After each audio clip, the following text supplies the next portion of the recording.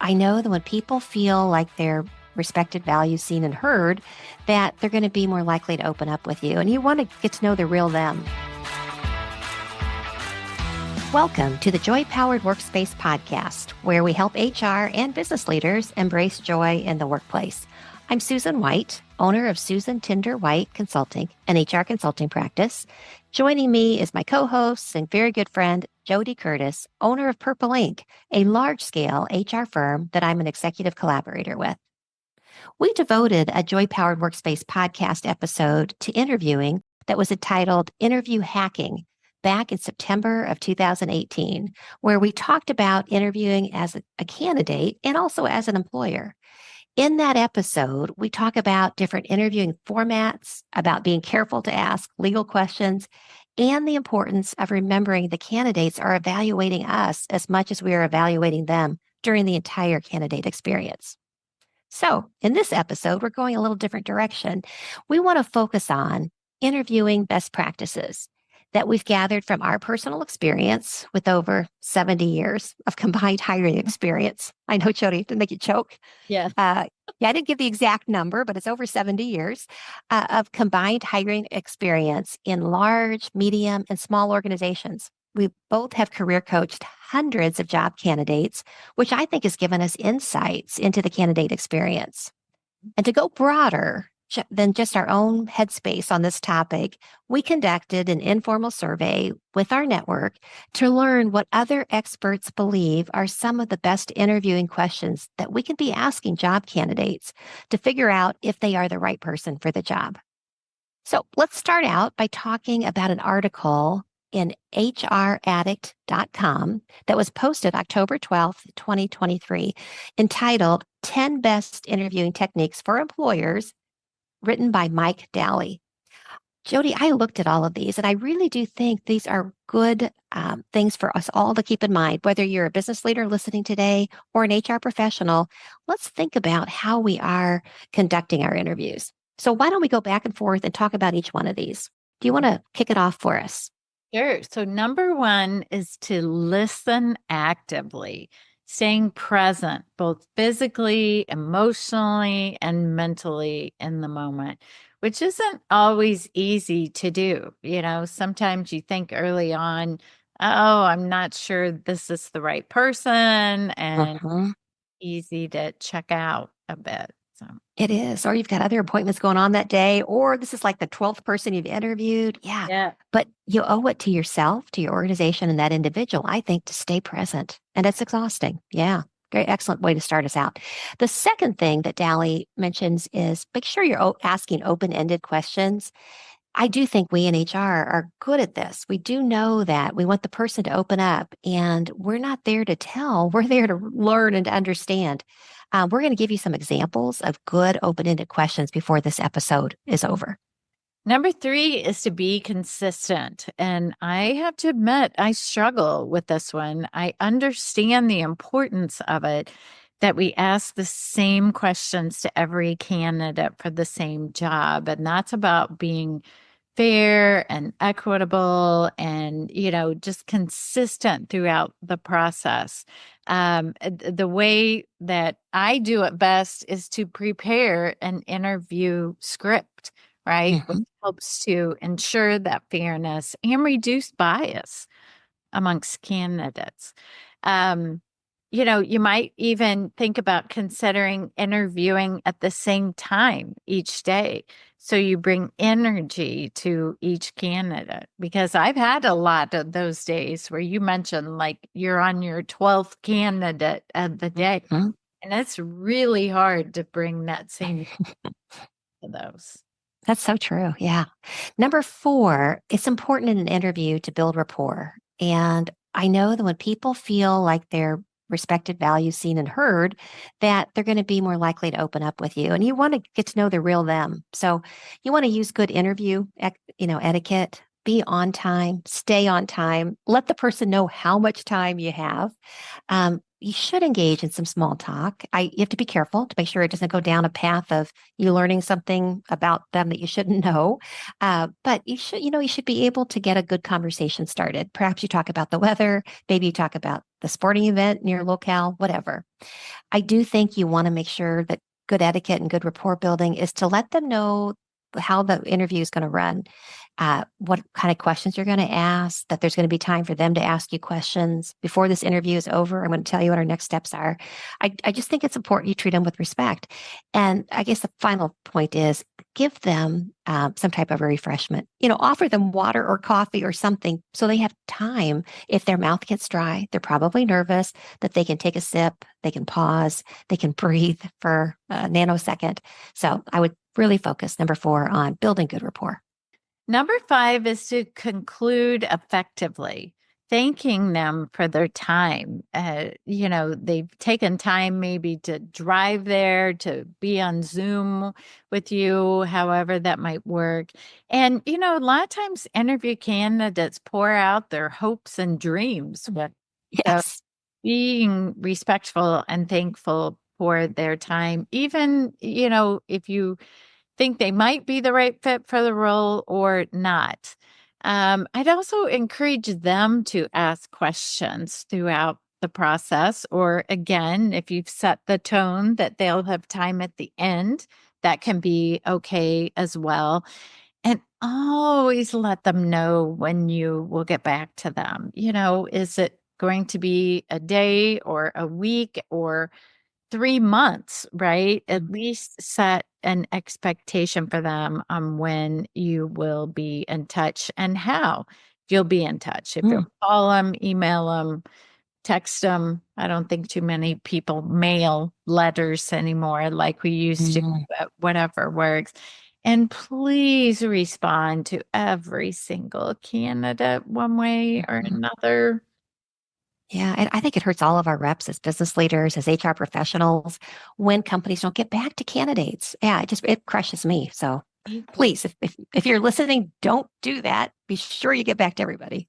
Yeah, good. Well, Dally also mentions the number 6 is that follow the 70-30 rule. And so remember how we said you need to ask open-ended questions, get them talking. Well, 70% of the time, that candidate should be the one talking. 30% of the time should be you, the interviewer. Now, there's going to be times where you want some silence in that room because you want them to get a chance to truly open up. You don't, as soon as they finish speaking, you don't want to come back at them with that next question. Because if you allow a little time and space, they may give you more than what they initially thought to give you. And that could really help you determine are they the right fit for the job or not. So don't rush to that next question. Take some time, space, don't rush through it. Number 7, know the basics of human psychology. That might sound pretty profound, but it really is simple things. Being aware of how bias can impact our decision making. And we all have bias. We all have it. We have it in different ways with different people, with different populations of people. So being cognitive and aware of that. And consider the nonverbal cues. That might be of yourself or even watching their nonverbal cues, right? Are you setting up? Are you showing interest in their response? Are they showing body language and interest in what you're saying and what you're asking as well, too? Look for that emotional intelligence. And again, I think that can be our own Yeah. intelligence, but also of the candidate as well.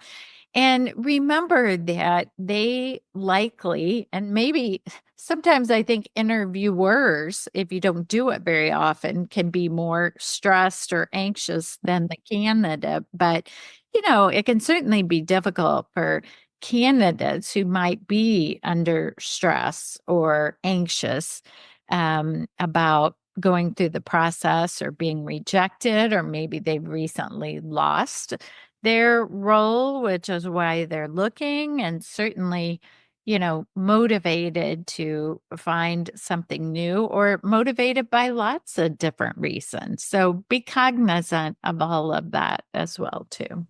Yeah. And number 8, manage that interview time effectively. Remember, as the interviewer, you are in control and use that time wisely. Stick to the allocated time. recognizing if something would come up that you really needed to stop and address, then you would take that time. But most of the time, if it's 45 minutes that's been dedicated for this interview, you don't want to stop after 5 or 10 because the person's going to think I'm not interested. Or you don't have to elongate it. Don't keep them longer than what you'd committed to. Sometimes you do have to pull candidates out of rabbit holes that they've gone down in a response to a question that you've asked. And when that happens, you do need to say, oh gosh, I find that very interesting, but I do need to get us back. We only have 15 more minutes. I've got a few more questions for you. You do need to stay in control, and you do need to follow the script of the interviewing questions that you need to get asked. And probe into their responses, right? If you hear vague, theoretical, or incomplete answers, go deeper with them. Ask them, tell me more. What happened? What was the follow up on that? We love behavioral based interview questions, things like give us a specific example of a time when you faced XYZ, you faced a difficult conversation, you faced whatever it might be. Ask what was the specific situation? What did you specifically do? What was the outcome? Keep asking about it. And that might mean that you keep having to drill down depending on how they answer that so that you can assess, do they have the competencies to do the kind of work you need them to do?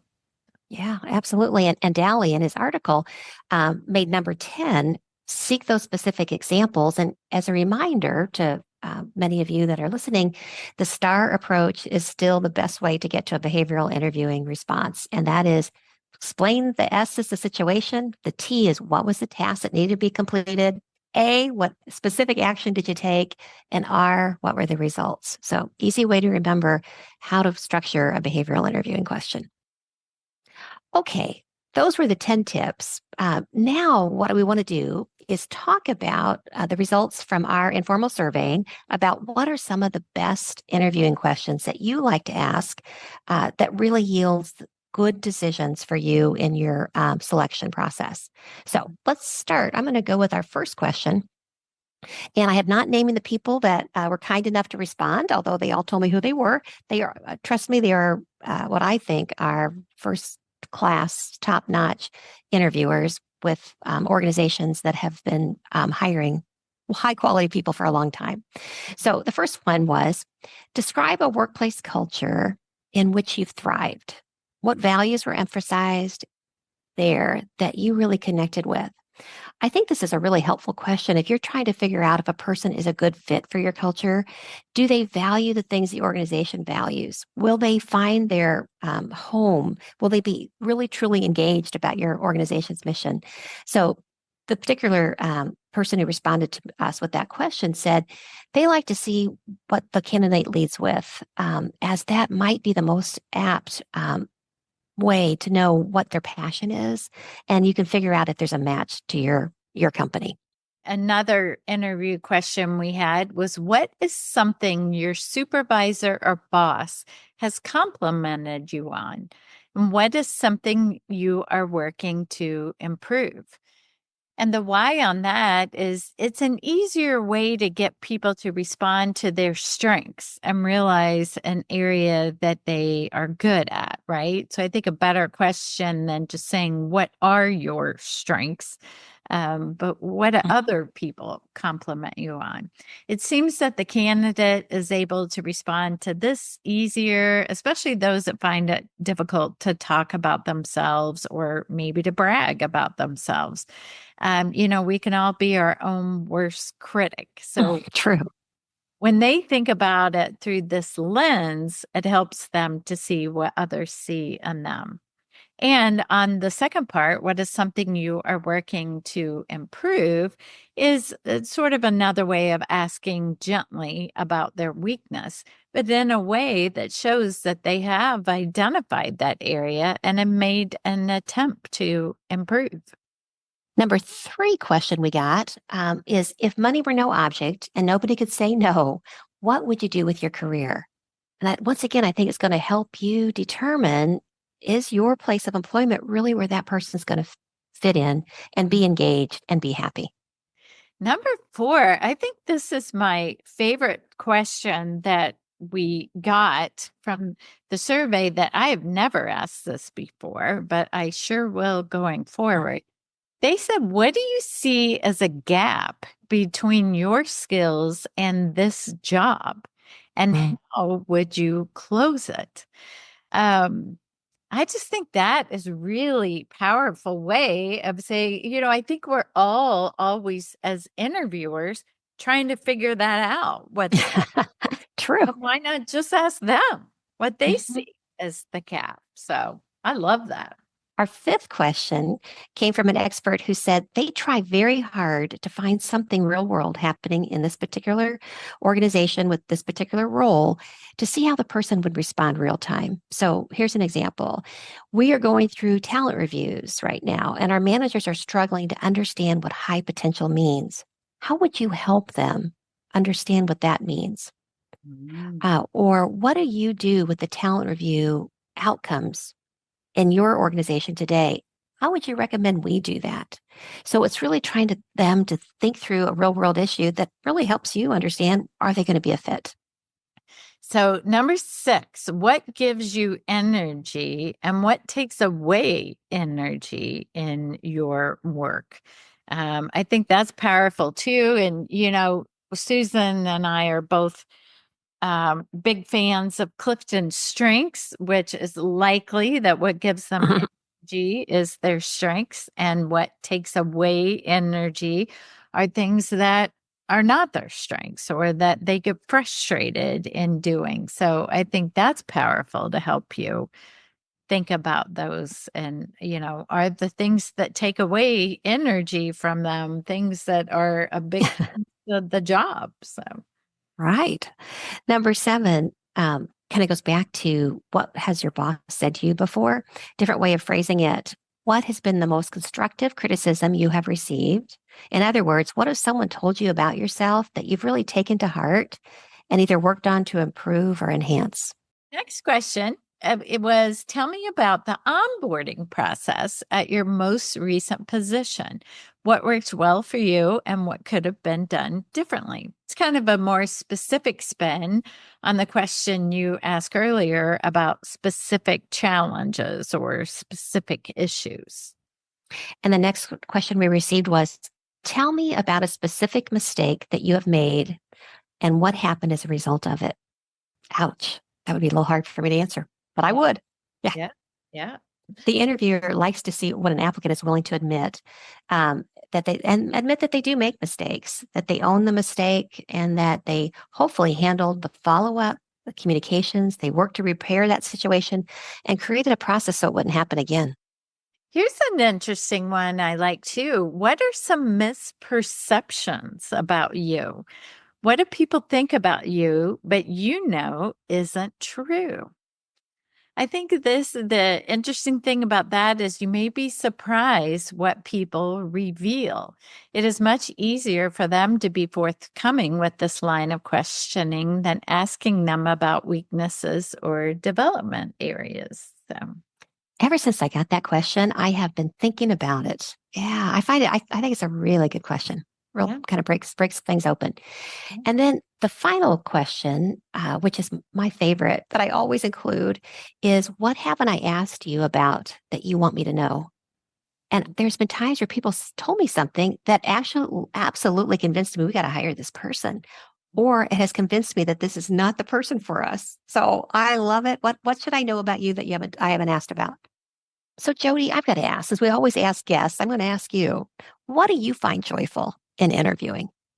I love to hear what people tell me. And I think, I've interviewed a lot of people in many, many years. And I think it's fascinating what people share. I'm a curious person about people and what they do and what they want to do.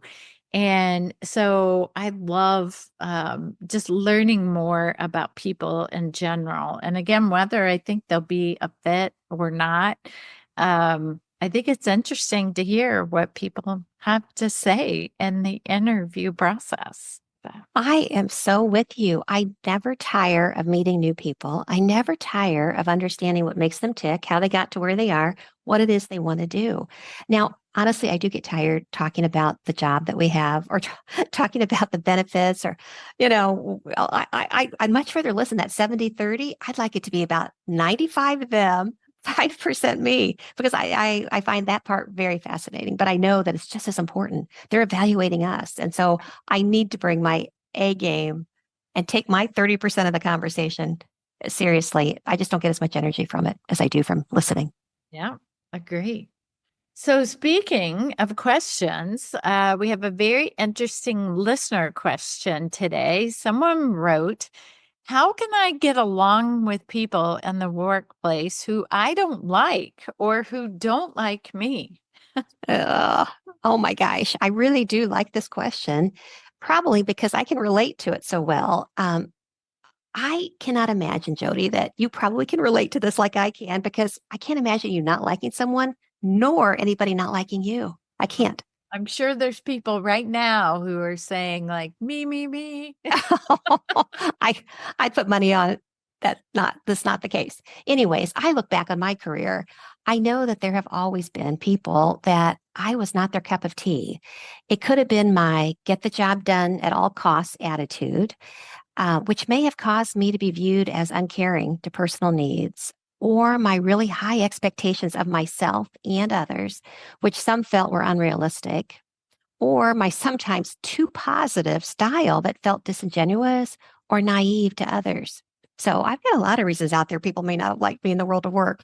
But on the other side of this question, there have been very few people that I haven't liked in the places that I have worked.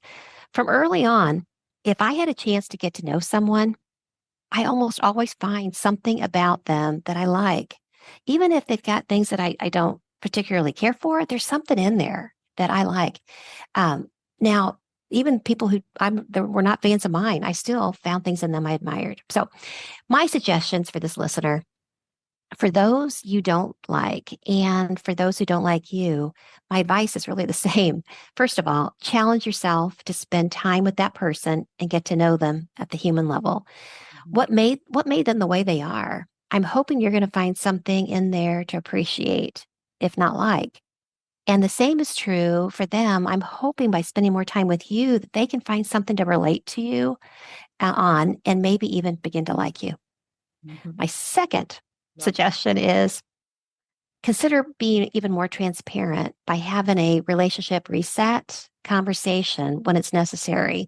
That might sound something like, I know we got off on the wrong foot with each other. I'd love to do a start over. And there are times where conflict is there and you know you need to work with somebody, put it on the table, see if you can't do a restart. They may turn you down, but I'm going to try. And then I guess my third piece of advice, if those two things don't work for you, is that accept that you may never like this person or they may never like you. But as they're in your work sphere, you make the mental commitment to respect the work that they do. Be kind in your interactions, but recognize they aren't going to look to you for emotional support or enjoyment. And you're not going to be looking for them for that either. And then get back to work. Yeah. Yeah. I love it. I think that is great advice for you. That the first one you said about challenging yourself to spend time with that person. In early in my career, or specifically my first 9 years as an auditor, it seemed like we were always switching offices. We would Mm, get, our the partner in the firm or somebody who was in charge of seating as people would come and go. We were always moving around. And I can remember several times during that period that I thought, oh, I hope I don't have to share an office or share a cubicle with this person. And inevitably I would. I'd get put with them. And mm, by the time we were in that same office, I had more respect and liked that person better than ever. And I think it was kind of being forced to get along with them, right? That we were mhm. going to be sharing an office. And I don't know that if I was intentional about saying, I'm going to look for something I like in you, or I know I wouldn't have ever at that point said, I want to understand your strengths or something. Right. But I always came out of the deal really enjoying the person that I was kind of forced to work with and get to know. And I think that's good for us too, I do.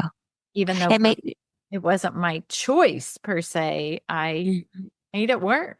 So I can remember a couple of long road trips I had to go on with a couple of people. I went on a lot of road trips, and a couple of these people I just didn't care for at all. I can't believe I'm going to be in a car for, let's just say, 4 hours there and 4 hours back or whatever. yeah. Both times I can remember at the end of the trip, I liked whatever it was in there that we related to each other on. Yeah. And it was really hard saying goodbye. And I remember thinking, wow, that's because I've spent real quality time with that person. So listener, I hope it works for you. Me too. Me too. So it's time for In the News, JoDee. The Office of Disability Employment Policy issued a news brief on October 3rd, 2024, introducing JANS, and our listeners will recall that's the U.S. Job Accommodation Network, new Situations and Solutions Accommodations Finder. This wonderful new tool enables all of us, employers, HR professionals, caregivers, people with disabilities, to search through real life examples of job accommodations that it's going to enable people with disabilities to perform work and keep jobs with, in most cases, simple, inexpensive adjustments or tools.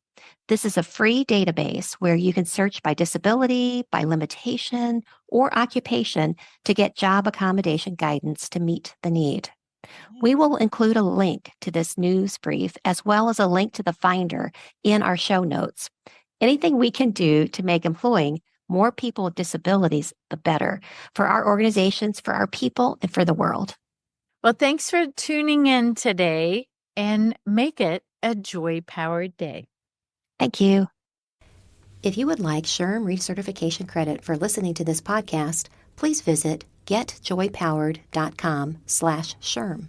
You'll find an evaluation of the podcast, and once you complete the evaluation, you will see the SHRM recertification credit code and a link to a proof of participation certificate.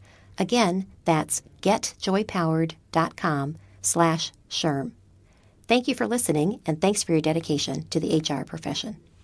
If you like the show, please tell a few friends about us and let us know what you thought by leaving us a rating or review on Apple Podcasts or wherever you're listening right now. Become a Joy Powered member to get extras like early access to episodes, video versions of the episodes, bonus episodes, and even more. Learn more at patreon.com/joypowered. You spell Patreon, Patreon. So it's patreon.com/joypowered. You can find more information on our podcast, books, blogs, and more at getjoypowered.com. We're at JoyPowered on Instagram, LinkedIn, and Facebook. And you can email us via joypowered@gmail.com. Make it a joy-powered day.